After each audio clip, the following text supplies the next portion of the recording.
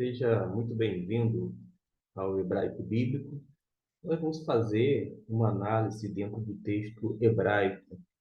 Naturalmente que a gente não deseja e nem pode pensar na possibilidade de esgotar o assunto. Pelo contrário, apenas para sinalizar e, quem sabe, desta maneira, incentivar alguns a se debruçar sobre a temática. Hoje eu quero falar sobre o fôlego dos vivos. Desta forma que a gente vai tratar, e você está visualizando o texto de Gênesis, capítulo 2, versículo 7. Observe que nós temos nesta frase duas expressões que são traduzidas por espírito de vida ou fôlego de vida. E a gente quer justamente tratar com vocês. Observe o primeiro termo aqui, ó. Vou ver se eu consigo destacar. É este aqui, ó. A gente vai pronunciar ni, nishemat. Nishemat aqui é traduzido como fôlego. E na sequência, Haim, vida. Note que a terminação em M indica um plural, tá certo? Por isso que algumas traduções opta em colocar fôlego de vidas e não fôlego de vida. Pode ser fôlego dos vivos, uma possibilidade, algo realmente plausível. O que eu posso falar aqui com você, que está me acompanhando, é que o termo Neshama, por si, ele vai designar o fator que dá vida ao homem ou ao animal. Observe que a língua hebraica é algo concreto, é visível para o hebreu. Quando ele fala que o fôlego de vida, ele está vendo o sopro do indivíduo. E tem sido mostrado que o termo está vinculado aos mesmos conceitos apresentados pelo termo ruach, e é espírito, podendo ser tratados como sinônimos. Quando a gente fala assim, algumas pessoas têm dificuldade de compreender esses sinônimos dentro da Bíblia hebraica, as pessoas não estão familiarizadas com as línguas originais. Eu vou agora me reportar a outros textos, mas antes disso, vou colocar aqui uma possível tradução desses dois termos. Vou tentar deixar aqui, deixar destacado. Que nós temos aqui Nishmat Haim. Alguns traduzem como, ao pé da letra, a respiração da vida. Outras pessoas vão colocar algo do tipo, no versículo de número 7, o sopro de vida. Pode ser tanto o sopro de vida quanto a respiração da vida. Agora, a gente vai para o capítulo de número 6, versículo 3. Está aqui em destaque na parte superior, portanto. E vocês vão observar que no versículo 3, assim como vai ocorrer no 17, o narrador indica que é o Ruach de Deus que está na humanidade, não seu Neshama, o termo que se esperaria.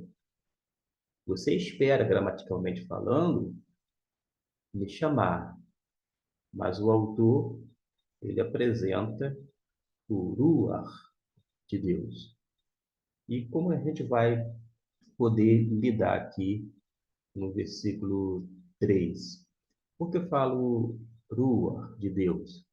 Porque ele vai mencionar meu espírito.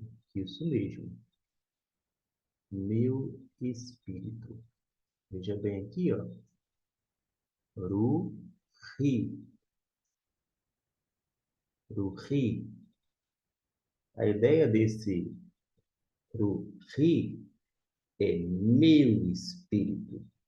Eu vou ver aqui na Bíblia de Jerusalém, que eu considero uma das melhores versões em língua portuguesa, como é que ela colocou em nossa língua vernácula. Veja bem, 6:3. Adonai disse: meu espírito não permanecerá no homem. Note que na Bíblia de Jerusalém, ele colocou meu espírito com E minúsculo, não maiúsculo. A gente aqui busca a reflexão. A gente não é a palavra final, em hipótese alguma. Mas certamente, à medida que você conhecer um pouquinho mais do hebraico, você vai crescendo, tanto em graça, em conhecimento bíblico, teológico, e certamente nessas nuances gramaticais. Mas, a princípio, nós temos Ruhi, Ruhi, meu espírito, no versículo de número 17. Vamos analisar aqui nesse mesmo capítulo, versículo 17. Justamente, é isso que já se encontra em destaque nessa parte superior aqui, ó. O 17 é isso aqui, ó. Vai até aqui. E como é que a gente vai fazer a leitura desse versículo 17? O que que aparece aqui, ó? Ruach, note que tem aqui, aqui embaixo do red, um patá furtivo, e esse patá, que é o A, breve, ele está à direita da, da consoante, da última consoante, e não no meio. Quando é um patá que não seja furtivo, conforme este aqui, ele fica centralizado no meio da consoante. Aqui ele está à direita, observe. Ó. Eu sei que eu fugi do assunto, mas é um detalhezinho que para alguns pode ser simplório, mas ajuda bastante, tá bom? Ruach, espírito. Aqui, em plural, ha, que é um artigo, im. Note que está na forma plural, portanto. Ruachaim. Algumas versões traduziu como a respiração da vida. Aqui na Bíblia de Jerusalém, no capítulo 6, versículo 17, ele diz assim: quanto a mim, eu vou enviar o dilúvio, as águas, sobre a terra para exterminar debaixo do céu toda a carne que tiver sopro de vida. Traduziu aqui, ó, ruach como sopro de vida. Outra versão, conforme eu mencionei, fala respiração da vida. Alguém pode, e eu parei com esse destaque em ruach, e pode perguntar por quê? Afinal de contas, não diz rua no sentido de espírito com E maiúsculo, numa associação ao Espírito de Deus, ao Espírito do Senhor, ou quem sabe ao Espírito Santo. Porque rua tem a ideia, vou dizer assim, central ou principal, de ar em movimento. Se você guardar esta ideia na sua mente, no seu coração, você vai preferir, quando traduzir, colocar algo que esteja mais próximo dessa ideia.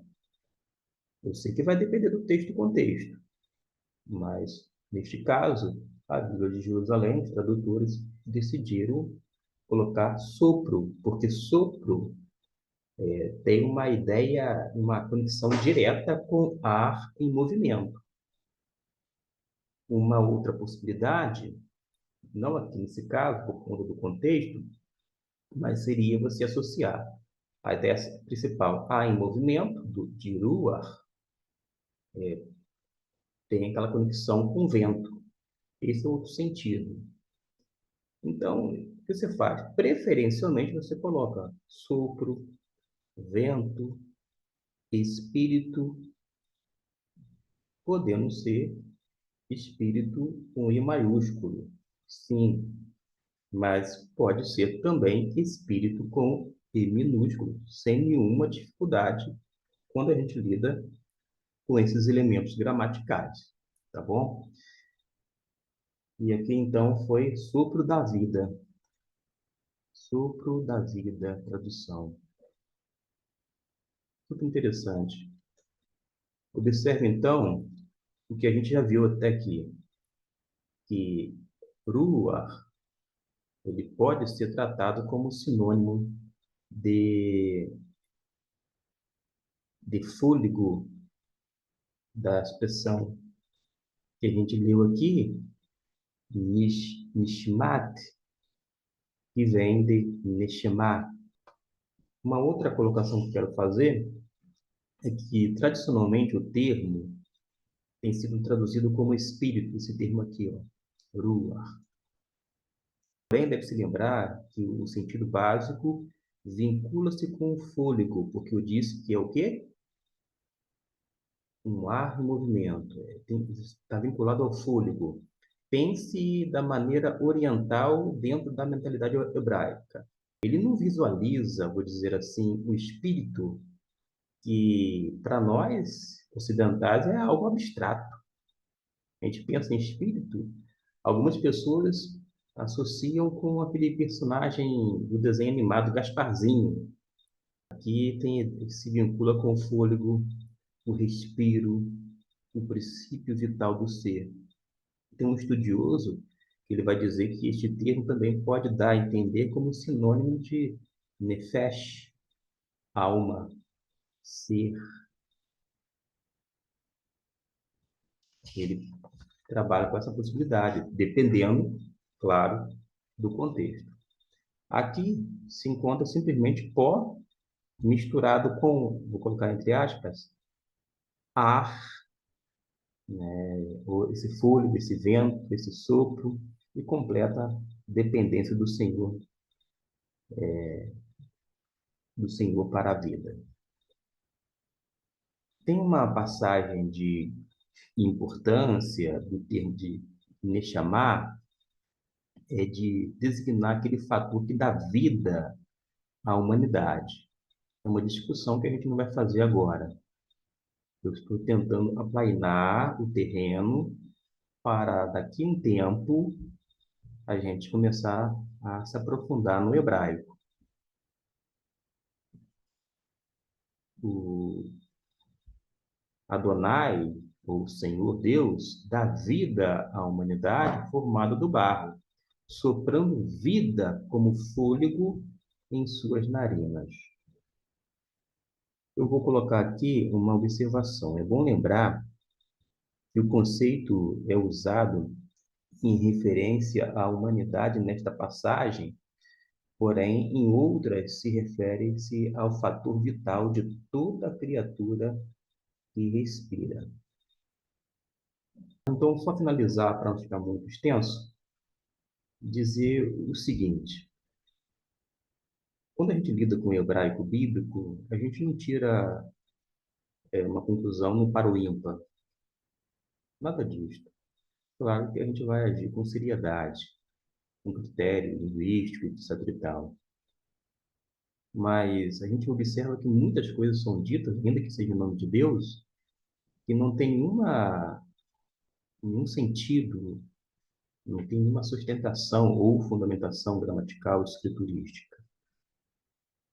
Eu vou citar aqui um estudioso, pelo menos que eu lembro, assim, a sua ideia, é que ele fala o seguinte: é difícil sustentar que este fôlego dado ao homem na narrativa, quando Deus sopra nas narinas, o distingue das outras criaturas. Pois a passagem indica, e ele vai dizer, né, que em função, que a sua função é especificamente a de vivificar ou animar a humanidade. É difícil sustentar que este fôlego dado ao homem, nesta narrativa, o distingue das outras criaturas, pois a passagem indica que a sua função é especificamente a de vivificar ou animar a humanidade. A passagem, segundo o autor, não indica que Deus criou o corpo e acrescentou um espírito. Adonai fez a humanidade e depois acrescentou-lhe a vida.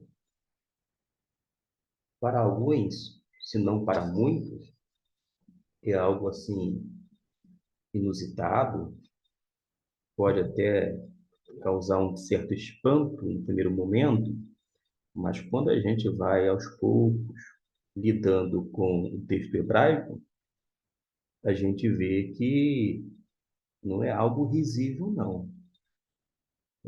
É algo, vou dizer assim, possível e até mesmo plausível dentro da língua hebraica. Agora, se a pessoa quiser pegar essa informação e jogar na lixeira, ela poderá fazer em qualquer tempo ou momento, mas certamente ela vai deixar de aprender um pouco mais a respeito da palavra de Deus e até mesmo com outras pessoas. No tocante ao hebraico e alguns conceitos bíblicos, teológicos, eu particularmente tenho alguns deles que não faço questão. Eu ouço não apenas uma vertente ou outra e faço que nem Maria, uma alusão àquele texto lá do Novo Testamento. Maria ouvia as palavras e guardava em seu coração. Eu, particularmente, cá entre nós, não tenho a palavra final e tampouco sou o dono da verdade. Mas faço isto que acabei de dizer. Guardo em meu coração e no tempo certo, Papai do Céu vai trabalhando com aquilo que está guardadinho e vai, vou dizer assim, iluminando a mente para a devida compreensão. Espero que tenha ajudado você que me acompanhou até aqui e continue conosco, que vez ou outra nós vamos nos deter, não em todos os pormenores, mas em alguns deles, para aumentar o nosso conhecimento da língua do Antigo Testamento. Deus o abençoe.